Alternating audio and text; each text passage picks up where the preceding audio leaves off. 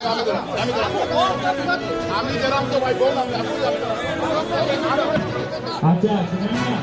আমার কাঠিগড়া ভাইয়ের কাছে আমরা অনুরোধ, আপনারা অতি দায়িত্ববান কারণ ডিস্ট্রিক্টে প্রমাণ হয়েছে, সেই হিসাবে এটা একটা সিস্টেম আছে। সেই সিস্টেম মতো যদি একজন ব্যক্তিগত কোনো মানুষের টিকিট পায় না, আর বিশেষ করে এটা প্রত্যেকে জানে টিকিটের বিভিন্ন সমস্যা থাকতে পারে, কারণ টিকিটের মাত যদি এখান থেকে মাত হয়, কোনো বেটায় খাটিগুলো বেচছে না, খাটিগুলো থেকে আজকে জয়ী হয়েছেন বরাকর মাঠে। এক মিনিট শুনুন না, এইটা একটা বাজেট।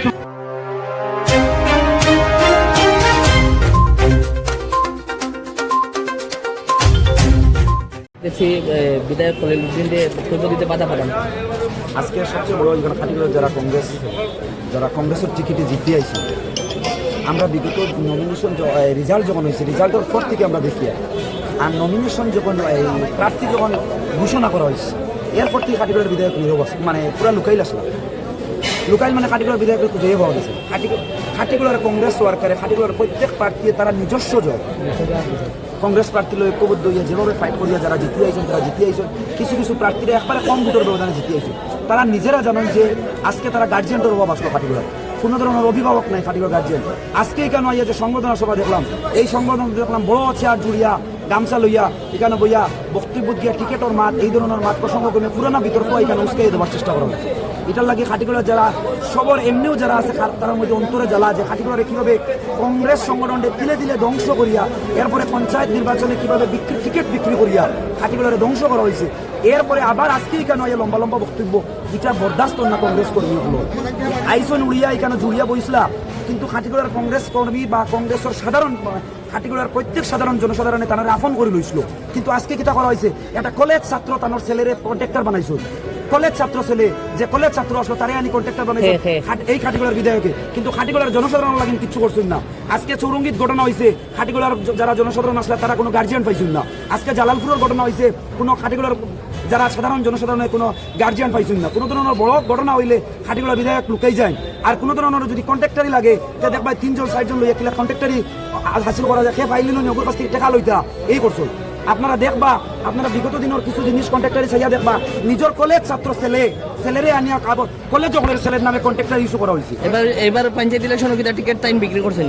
এবার পঞ্চায়েত ইলেকশন, এইবারের পঞ্চায়েত নির্বাচনও এইভাবে করিয়া আমরা এই জিনিসটা আমরা চাইয়ান নাই কেন যে এই যে আজকের যে সভা, এই সভার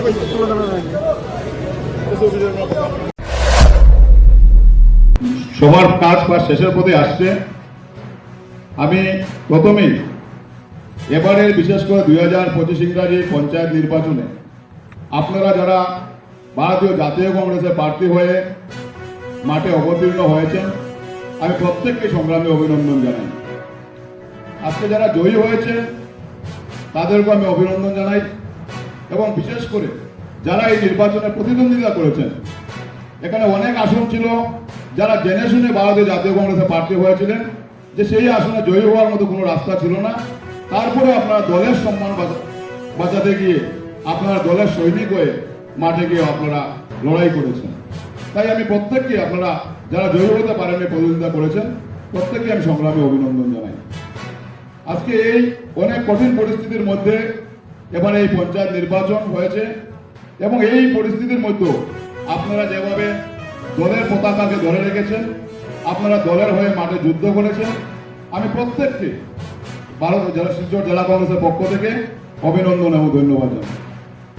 আজকে যারা এখানে কংগ্রেস কর্মীরা উপস্থিত আছেন, ব্লক কংগ্রেস সভাপতিরা উপস্থিত আছেন, আপনারা অক্লান্ত পরিশ্রম করে আপনারা আপনাদের প্রার্থীদেরকে জয়ী করার জন্য দিনরাত পরিশ্রম করেছেন।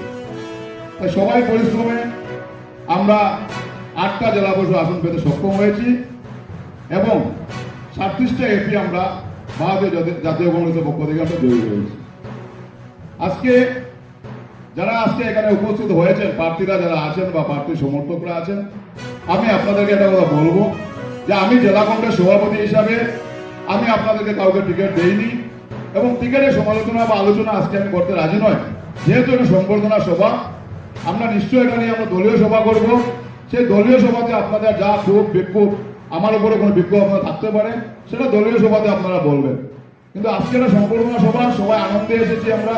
আজকে নির্বাচনে অনেক কষ্ট করে আজকে আপনারা এখানে এসছেন যে দলের সম্মান পেতে, সেই জায়গাতে আমরা সেই আনন্দটা সবাই মিলে যাতে আমরা উপভোগ করতে পারি, সেই চিন্তাটা আপনারা সবাই রাখবেন।